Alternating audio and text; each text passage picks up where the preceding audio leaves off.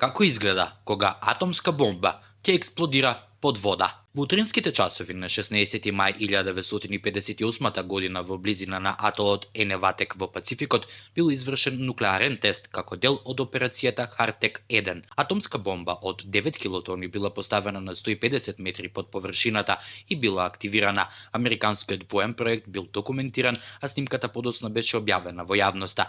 На застрашувачката снимка се гледа детонација и млаз вода, кој по неколку секунди достигнува височина од 260 метри. Атомската бомба Марк 7 била активирана како дел од тестот Буаху за проучување на ефектите врз блиските бродови и подморници. Поради оваа причина американците стационирале 3 разурнувачи, подморница, моделна подморница и трговски брод околу полигонот.